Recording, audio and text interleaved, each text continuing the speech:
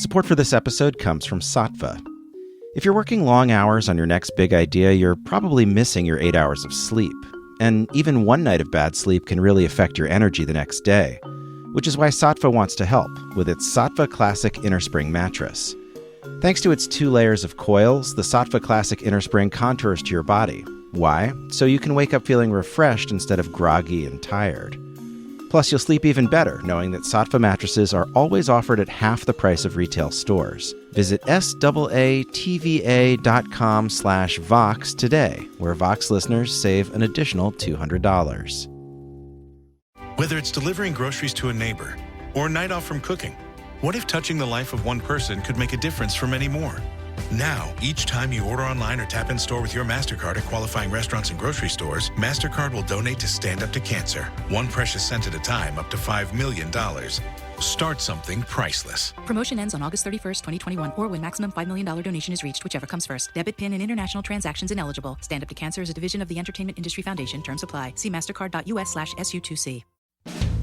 Hi, I'm Kara Swisher, editor-at-large of Recode. You may know me as someone who only uses Pinterest to collect pictures of Elon Musk dancing, but in my spare time, I'm just a reporter, and you're listening to Recode Decode, a podcast about power, change, and the people you need to know around tech and beyond. We're part of the Vox Media Podcast Network. Today, we're going to play a live interview I conducted this week with Ben Silbermann, the CEO of Pinterest. We spoke at the National Retail Federation's annual conference, The Big Show, in New York City, and we talked about how Pinterest is faring as a smaller but powerful player in social media and how it's deliberately trying to make users feel better. So let's go now to the NRF Big Show in New York City to hear my conversation with Pinterest CEO Ben Silbermann. Ben, question. I bet you know a lot more about tech than Paul Ryan, right? I don't know, Kara. I haven't met Paul. Yeah, he's good. Don't say anything. Just ignore I'm in a mood, people.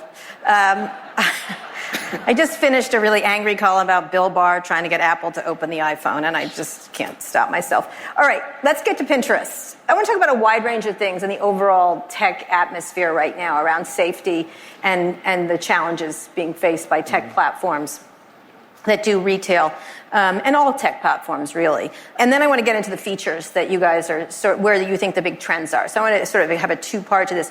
So let's start about that. How do you look at the landscape? Because one of the things, I'd pick 2 or 3 companies like yours.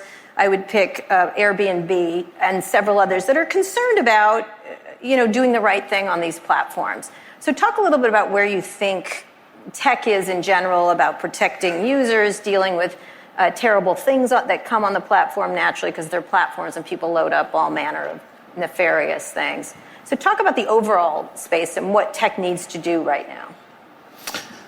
Kara, I think it's pretty complicated, but usually, at least the way I think about it, is it kind of starts with the mission of what the company's there for. And so different companies, they have different missions. Ours has always been about being the place people go for inspiration, for everyday things, what they wear, where they travel. Mm-hmm. And from that mission, all of our other decisions come out of that. I think that the best companies start from their mission, and then they think about how do all their decisions contribute to that mission, or they go away from it. So I remember in 2010, when we started the company, I think back then it was just sort of a foregone conclusion that if you build technology platforms, good things will automatically happen. Mm-hmm. And I think the lesson that everyone's learned over the last few years is that if you want positive things to come out of internet technology, they have to be deliberately engineered that way. Mm-hmm. And at least at Pinterest, my belief is that if you care about the well-being of the people who use your service, you have to care about the content and the things they do on that service. And so that's the approach that we've taken. Talk about deliberately engineered, because some of this stuff, I'm going to be kind when I say unintended consequences, because I think many of these companies, and including you all, should have known that possibly this could happen, because you look at humanity and that happens everywhere you go. But you have a unique problem in that, you own a store, people aren't going to suddenly load it up with child pornography or violent images or hate speech or hate products or whatever in a store. You just don't load up the shelves of a store. But in the case that you have, or even if it's Facebook, wherever things are sold or information is, people do that. They can do that without, and the way you architect and design it. So talk about the idea of sort of design ethics in terms of what has to happen. Well, I can give you a small example and I can give you a big example. So a small example is, when we started Pinterest, we knew that it was a platform that in theory could be used for anything. And we wanted it to be a place where people use it for inspiration. Right. And so when you're small, we curated the people that joined the service. I used to send out an email which said, here are kind of the rules of etiquette on the service, because our belief was that people will follow by example. Where it gets complicated, and it's been complicated for everyone, is when you get to scale. So now we're at 320 million people all over the world. And so we have to think about how do we scale that to all these different geographies and all these different situations. So one example recently we had to think through was a couple years ago, we noticed that people were starting to use Pinterest to search for some medical information, right? And that wasn't the intent of the platform. Like, we're not doctors. We saw people searching for things like vaccines. And we made the decision then that as a starting point, we would just not serve up content because we couldn't ensure that we were giving people great information. And then over the last 6 or 8 months, we've started to put in information from really credible institutions, folks like the CDC, the National Institutes of Health. And that's because we think that content actually has an impact on people's lives. And so if you don't take some responsibility for what people see, you're at some level responsible for the downstream consequences of that. What you just said doesn't get said a lot. You have to take some responsibility. How do you decide that in terms of, because the downstream effects are a society that's either polarized or there's damaging information or people actually get hurt, which has happened. Yeah, I think that the way we think about it is, again, it starts with, what is the platform designed for inspiration? What makes that good and what makes it bad, right? And that's different from claiming that you're the public square. It's different than you're saying we're the communication network for the world. And we think about what are things that are inspiring and then what are the things that are the enemies of that. So if you go to Pinterest and you're thinking, what do I want to look like in the future? Who do I want to be? And someone says, like, you look terrible, or they bully you, that obviously goes against that mission. And so then we have to think, how do we scale that and make that global and acceptable everywhere? So last year, one thing that we were thinking through was we knew Pinterest is used a lot for inspiration, but some people also use it for very emotional outcomes. They say, I'm feeling sad. And we wanted to figure out what's the right course of action there. And so as a starting point, we started where some other companies go. This is through search you're finding this. Yeah, if you search for... People actually type in, I'm feeling I'm depressed, sad. I'm anxious. This is something that affects everyone, right? And the question that you have to ask yourself is, like, what do you do in that situation? And there's one argument on one side that you just serve up anything. What we decided to do in the short term is we said, hey, we should make sure it's easy for people to access self-help resources, a 1-800 number. And then we started interviewing kind of clinical psychiatrists and institutions saying, what do you think would be good? And what they said is, hey, we think it would be good to give people access to the help they need if it's acute, to normalize the feeling of being sad, but you never want to normalize the behavior of self-harm. It's a huge public health issue. And so we worked with them to design a product called Compassionate Search. Compassionate Search. Yeah, and the point of that product is it gives you access to kind of clinically approved exercises that medical professionals have designed. And we're now scaling that out. So we're scaling that out internationally as of this week. And I'm not saying that solves the whole problem, but I think it's a useful example to think through. How does that link to commerce, which is what you all do? You do a lot, you have, say, inspiration, but a lot of your business is around commerce, or the idea of inspiration to either buy things or create things or make things or... Yeah, when we think about why people come to Pinterest and why they shop, I don't know anyone who wakes up and they say just like, I want to buy products. My mother, but go ahead. Okay, your mother. I guess in my experience, most people start with some idea of a problem they want to solve or what their life wants to be. And that question of how do you go from inspiration backwards into products that are from brands you trust, that are from retailers that are at your price point, that to me is the big opportunity online. If you know what you're looking for, like if you know the name of the product, you can buy it. You can buy it from multiple retailers. You can price compare. You can get it shipped to you in 2 days, sometimes same day. But most people, if you think about what they want to wear, if you think about what they want their home to look like, they don't have the words to describe that.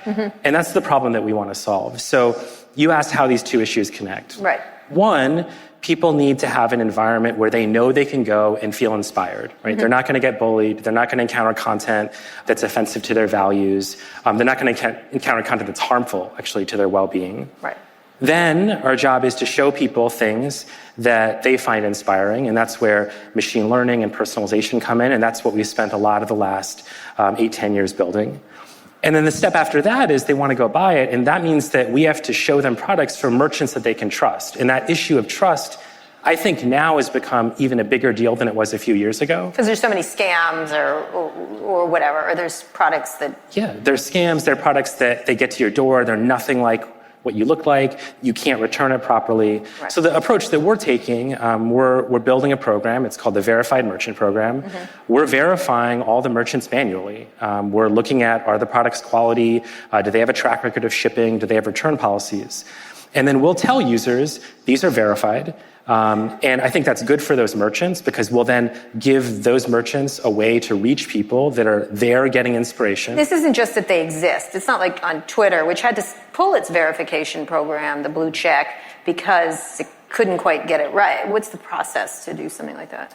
People sign up, and then we have a team that's then looking through these merchants. And we're willing to start small and expand over time because we think that you can always credit into trust. It's really dangerous to debit out of it. And so if your first purchase on Pinterest doesn't show up, or if it turns out to be a scam, whether or not we were the merchant of record, which we're not, that reflects poorly on our brand. Like that undermines your trust in the platform.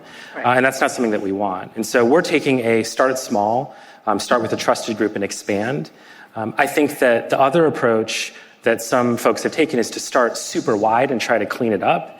That's just not where we're going. We think but you're not banning some of the merchants unless you see egregious violations, correct? Or is that you can't only be on the platform if you're a verified merchant? You can't only be on the platform. Obviously, if you violate the terms, if we know that you're a scammer, we'll take you off. But we're only going to proactively push verified merchants into the shopping surfaces to begin with. Okay. And there's a big difference there. And so we'll try to market.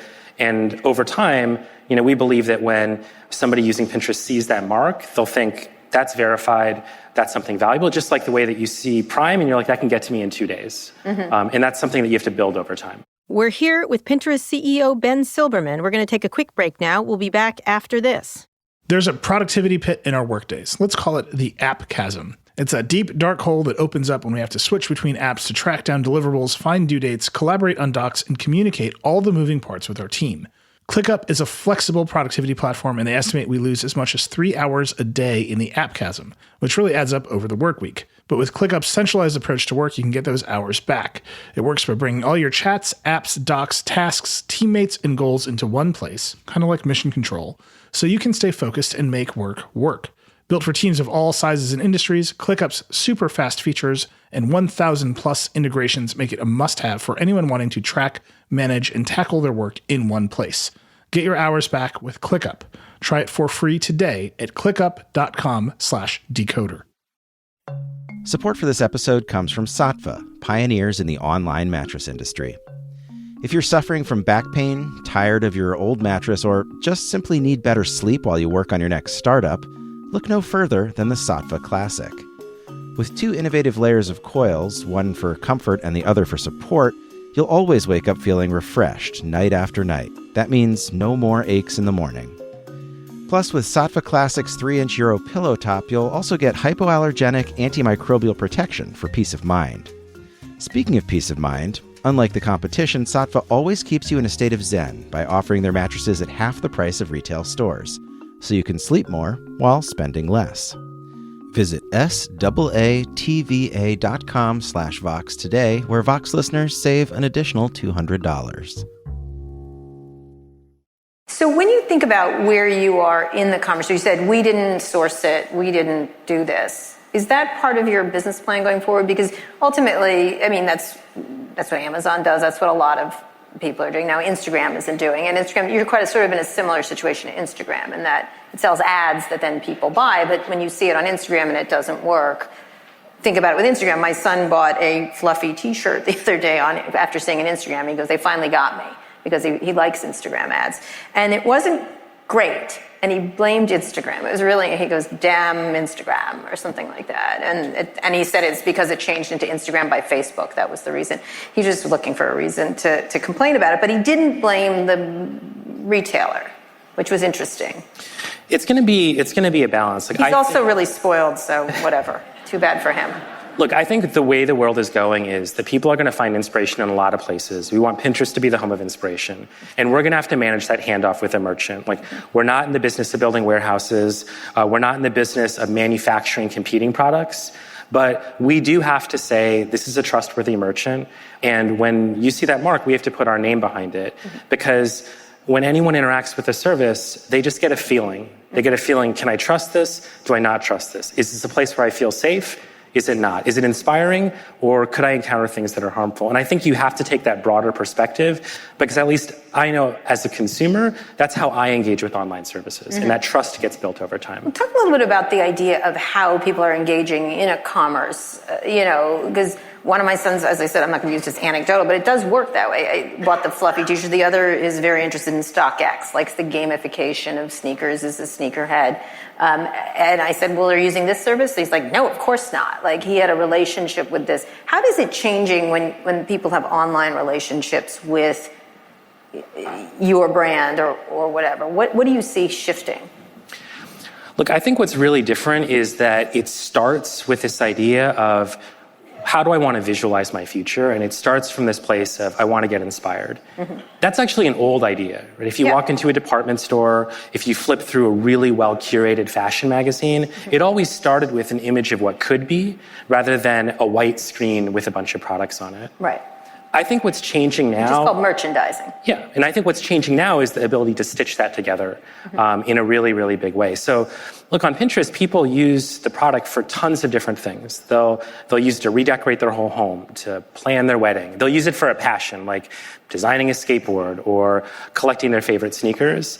And they've been telling us that they want to be able to back from there into the products, and there aren't a lot of easy ways to do it. And I think everyone's been in that moment. You're trying to buy a gift for someone that you care about. It's still really hard, right? We have so many choices, but to actually go from inspiration all the way backwards to the product, that is a huge white space, and I think that's the next big frontier for shopping. Meaning it's a huge white space, and how does, I don't quite get that, that it's a huge white space in backing into a product? Yeah, like, I think we've all seen a look that we like, but where do I get that particular chair, that particular table, and where do I get it from a merchant that I trust at a price that I can afford?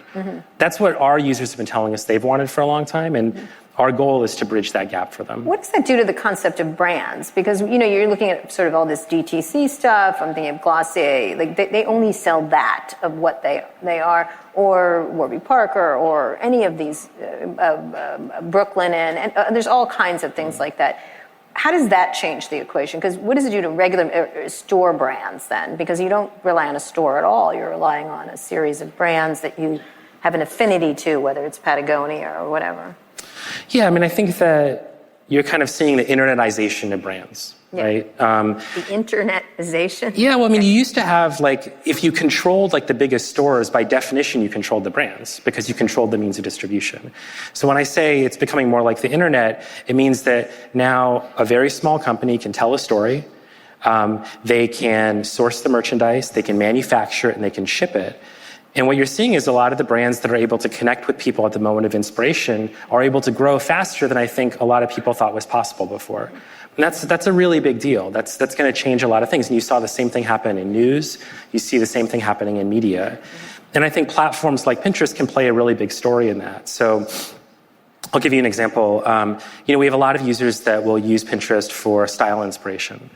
And there's a company in Chicago. It's a menswear company. It has a female CEO, so the opposite of what you were joking on before. It's called the Tie Bar. They saw that. They can now upload their catalog into Pinterest, and they can find people that are just looking for style inspiration, but they haven't decided which brand is the one that's right for me. They may not even know the name of menswear brands. And so to reach them at that moment means that they can build a new loyal customer over time. And, they've been on Pinterest for a while. They see great returns on their ads. And I think that story, you just see it repeating again and again. People think something like a Warby Parker, which was kind of a pioneer there, is a one-off. I think you're just going to see that story repeated. And that's why, as a brand, being a really good storyteller and showing up in the places that people are engaging with their passions is becoming a priority. And increasingly, that's online. So how do you do that if you're a store? Because you're talking about products leading the way, actual products, no matter, it's a brand, but it's a thing. It's an actual thing. People want that thing from those people. How do stores participate in that then?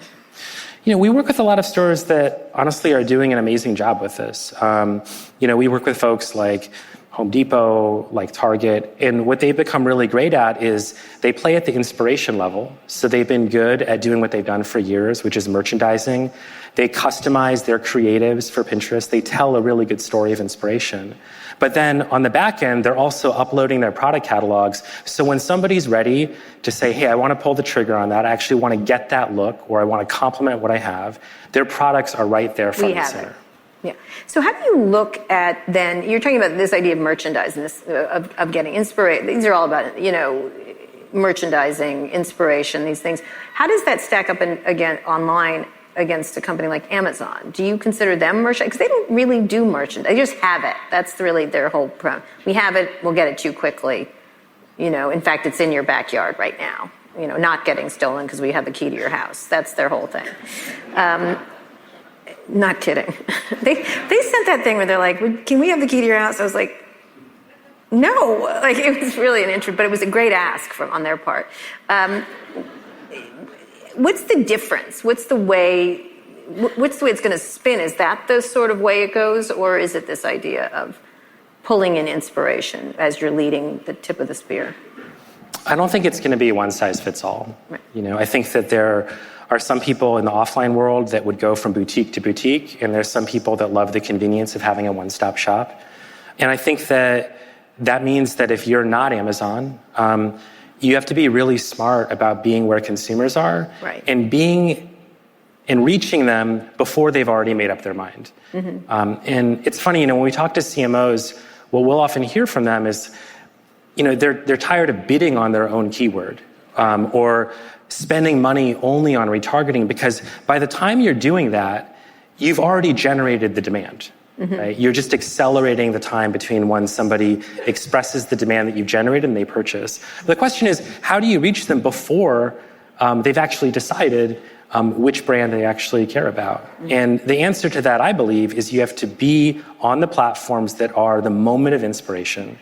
And that's one way I think Pinterest can really help a lot of those companies. To be there at the time. Yeah, by the time somebody knows the exact model of shoe or the exact brand of furniture, the job on that consumer... Go to convenience. They just want convenience. They just want it to ship. But how did they figure that out? And I think the way you figure that out is you start from the point of inspiration and you work backwards. So there's no thing that, it's not...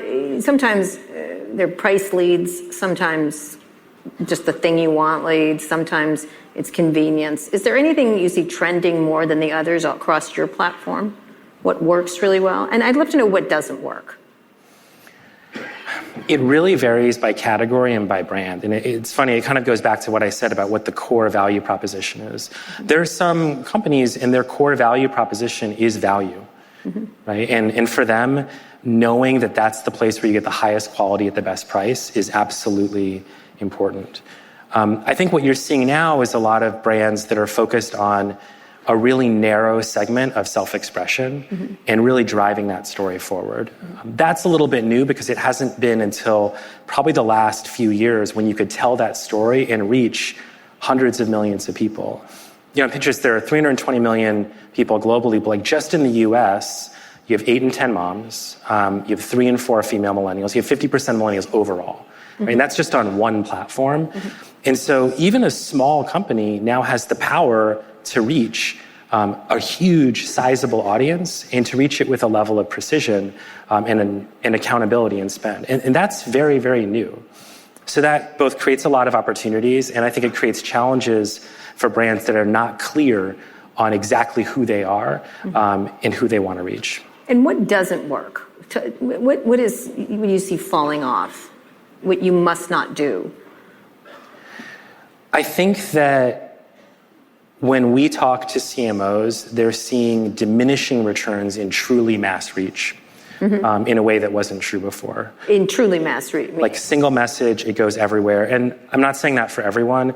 Increasingly, they want to market to a very specific segment and they want to reach them at a very specific time. I also think that just bidding on your brand name, spending all of your money on people that are already typing your brand name in, it's hard to grow the number of people who've heard about you that way. Like, you have to reach them. But you have to do that, right? Because someone else will bid on your brand name. But that's not going to grow your brand, right? So you're not going to grow the number of people that know about Rothy's by only bidding on the word Rothy's. Right? So that can't be your only strategy. And people have spent, and there have been huge businesses built on there. I think that the question a lot of people are asking is, like, how do I reach people at the very, very beginning of that journey? And that's disproportionately valuable. And that moment of inspiration is when you have a chance to influence where someone's going to go with that purchasing journey.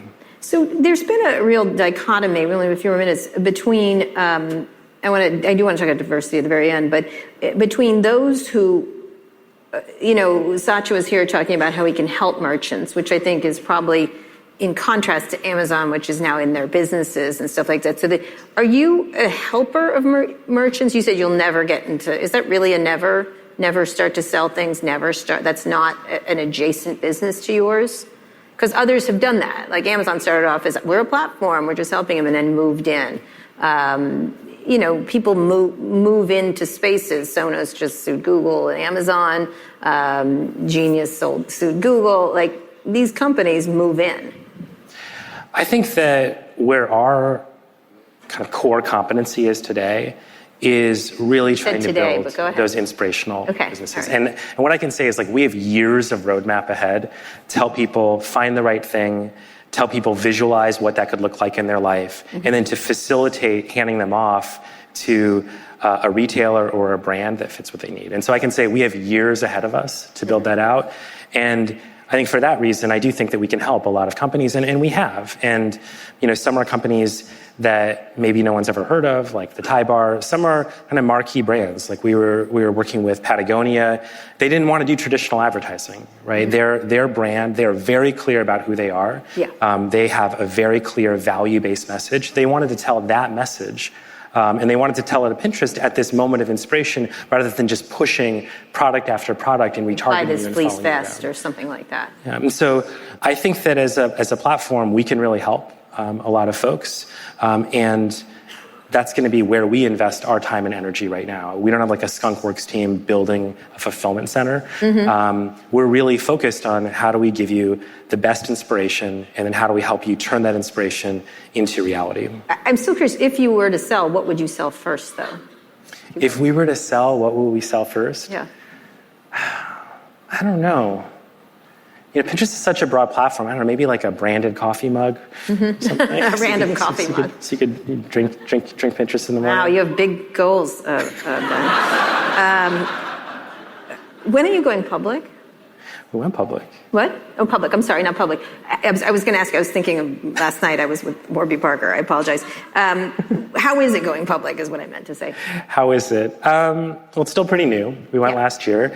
Honestly, a lot is the same. I mean, the mission of the company is the same. The strategy is the same. I think the big difference and the thing that I'm getting used to... You guys got hit there for a little bit at this talk. Well, I think what we're getting used to is we have a brand new group of stakeholders in the business, right? And so we have to educate them, tell us what our long-term plans are. And then inside the company, we have to make sure that people are focused on our users and our customers. I'd always read that, every CEO tells you that. I think living through it and actually doing the work to repeat that messaging, that's been a change for me. So that's new. What's been the advantage of it from your perspective? Just because you had to, or... you're probably seeing Airbnb go public this year, some others. And then you've seen some, Casper just released its... Well, I mean, the advantage is access to liquid capital in the market. And look, we have a really ambitious roadmap ahead of us. We obviously have really big competitors, like the biggest tech companies in the world. And we know that the market will go up and down. So having access to liquid capital means that we can take a big bet. If we wanted to look at an acquisition, it means we can take a big bet in R&D if we see a big platform change that we feel like is fundamental to our business. I have a question I've always wanted to ask. Why didn't you sell? Because you fit in nicely pretty much all over the place with these big, giant tech companies. When you look at these large companies, I think about that with Snapchat, some others who create really beautiful beautiful apps or whatever. You have your site, he has his, for example. What prevented you from selling? Because you do tuck in lots of places? Well, I'll tell you from a business perspective, and I'll tell you more from a mission and personal perspective. From a business perspective, we see a lot of opportunity.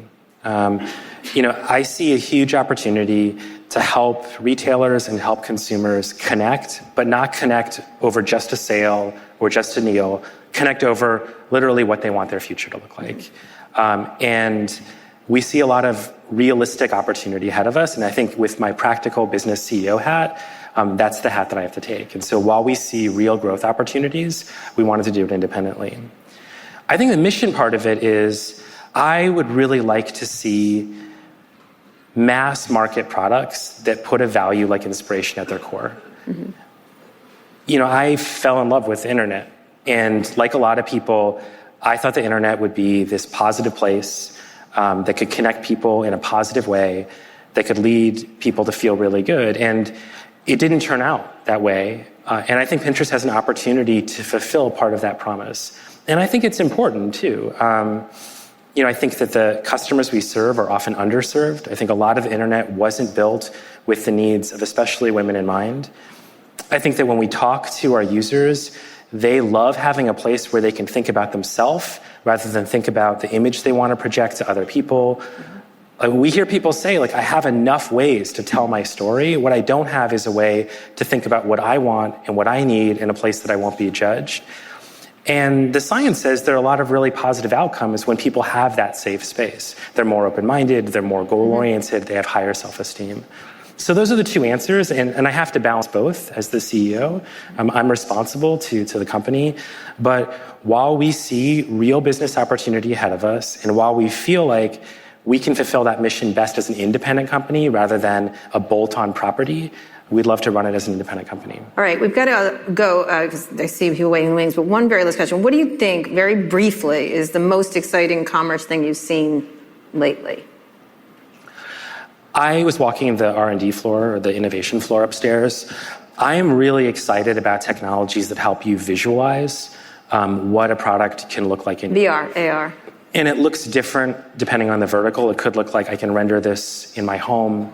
We're releasing a product called AR Try-On that lets you kind of try on makeup. It'll let you try on accessories, and we'll do it without kind of smoothing the skin on your face just to help you make a decision. But I think that's really exciting because it means that not only can you see products, but you can imagine, will they fit my life? And I think from a retail perspective, that's a really exciting development. All right, everyone, Ben Silverman. Thank you, Ben, for coming on the show, and thanks again to NRF for hosting us. You can follow me on Twitter @Kara Swisher. My executive producer, Erica Anderson, is @Erica America. My producer, Eric Johnson, is @HeyHeyESJ. If you like this episode, we'd really appreciate it if you shared it with a friend. And make sure to check out our other podcasts, Pivot, Reset, Recode Media, and Land of the Giants. Just search for them in your podcasting app of choice or tap the link in the show notes. Thanks also to our editor, Joel Robbie. Thanks for listening to this episode of Recode Decode. I'll be back here on Monday. Tune in then.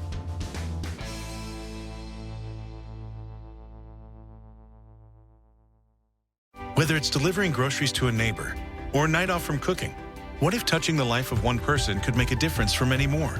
Now, each time you order online or tap in store with your MasterCard at qualifying restaurants and grocery stores, MasterCard will donate to Stand Up to Cancer. One precious cent at a time, up to $5 million. Start something priceless. Promotion ends on August 31st, 2021, or when maximum $5 million donation is reached, whichever comes first. Debit, PIN, and international transactions ineligible. Stand Up to Cancer is a division of the Entertainment Industry Foundation. Terms apply. See mastercard.us/SU2C.